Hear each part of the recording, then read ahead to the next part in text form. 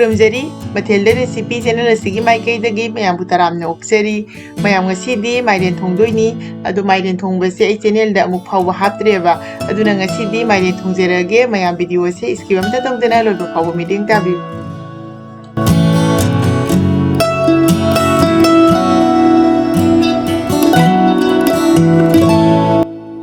ma'am ngasigi thongnaba mairen se asida leijare ado mairen se aigi se achouba mairen dagi khairaga masung oina lawrakpani ba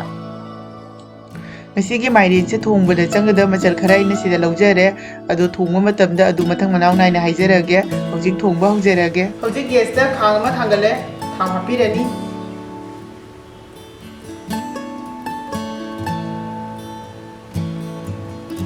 थाव से सारे अहानबदा जीरा मपुंग से चम्मच अमा हापचनबिरनी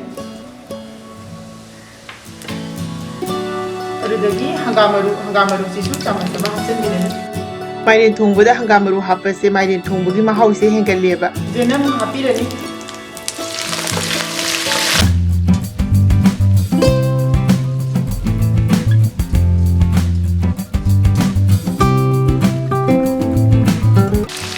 hojik asida khajing angauba adudagi nga matumani do sagaire asi hapchenbirani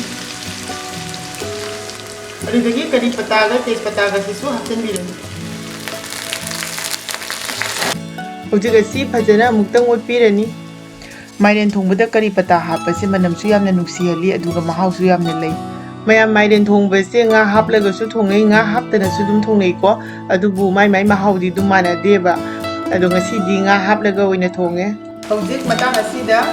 mairen se hapchenbirani hojik asi phajana muktang otpirani ado mairen se aigi se anobo oibanina maku se khoktre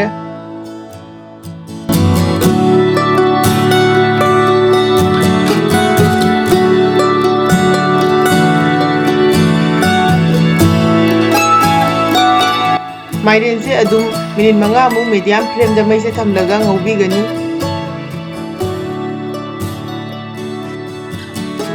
hojik asida yayang hapirani ado mairen sidi masagi du machu yaubani yayang je kitang ikna hapire morok sisu chamas tang hayam tang ado mairen thongbasi morok saraga hapke ko ado kitang hapire hojik phadigo maru achuba chamas ama hapirani asi phajana amukang otpirani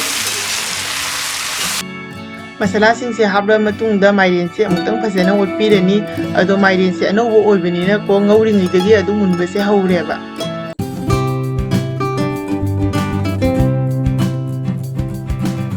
hojik asida mahi hapirani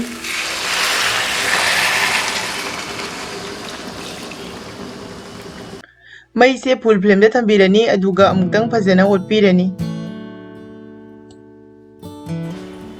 hojik asi makhung khumjilani aduga phajana sawalani makhung khumjilaga adu minute manga muk sawhangani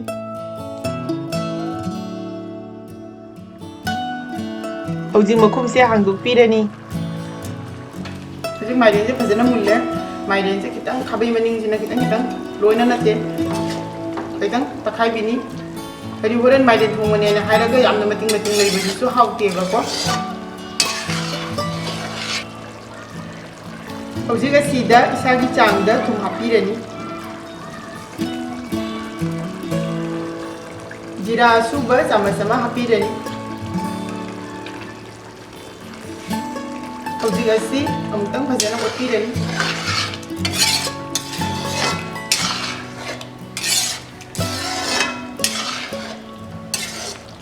hojik mai se low flame da thambirani aduga sumaina putuk tauna minute ama muktang thambirani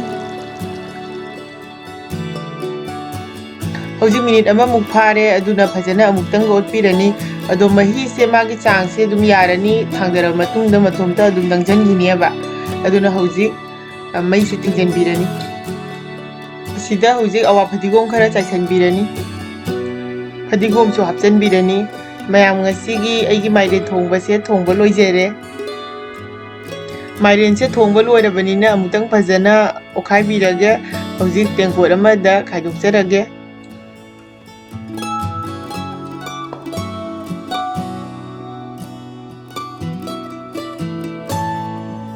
ꯃꯌꯥꯝ ꯑꯁꯤꯅꯤ ꯑꯩꯒꯤ ꯉꯁꯤꯒꯤ ꯃꯥꯏꯔꯦꯟ ꯊꯣꯡꯕꯒꯤ ꯃꯊꯦꯜ ꯑꯁꯦ ꯑꯗꯣ ꯃꯌꯥꯝꯅ ꯚꯤꯗꯤꯑꯣ ꯑꯁꯦ ꯌꯦꯡꯂꯕ ꯃꯇꯨꯡꯗ ꯂꯥꯏꯛ ꯇꯧꯕꯤꯔꯝꯃꯨ ꯁꯦꯌꯔ ꯇꯧꯕꯤꯌꯨ ꯂꯣꯏꯅꯅ ꯆꯦꯅꯦꯜ ꯑꯁꯤꯗ ꯑꯅꯧꯕ ꯑꯣꯏꯔꯒꯅ ꯁꯣꯏꯗꯅ ꯁꯕꯁꯀ꯭ꯔꯥꯏꯕ ꯇꯧꯕꯤꯔꯝꯃꯨ ꯑꯗꯨꯒ ꯃꯌꯥꯝꯅ ꯁꯦꯝꯍꯟꯅꯤꯡꯕ ꯑꯅꯧꯕ ꯃꯊꯦꯜ ꯂꯩꯔꯒꯁꯨ ꯑꯗꯨꯝ ꯀꯃꯦꯟ ꯕꯣꯛꯁꯇ ꯍꯥꯏꯕꯤꯔꯛꯎ ꯑꯩ ꯃꯈꯥ ꯇꯥꯕ ꯚꯤꯗꯤꯑꯣꯁꯤꯡꯗ ꯁꯣꯏꯗꯅ ꯑꯗꯨꯝ ꯁꯦꯝꯖꯒꯦ ꯑꯗꯣ ꯃꯌꯥꯝ ꯉꯁꯤꯒꯤꯗꯤ ꯂꯣꯏꯔꯕꯅꯤꯅ ꯃꯊꯪꯒꯤ ꯚꯤꯗꯤꯑꯣꯗ ꯑꯃꯨꯛ ꯍꯟꯅ ꯊꯦꯡꯅꯔꯁꯤ ꯕꯥꯏ ꯕꯥꯏ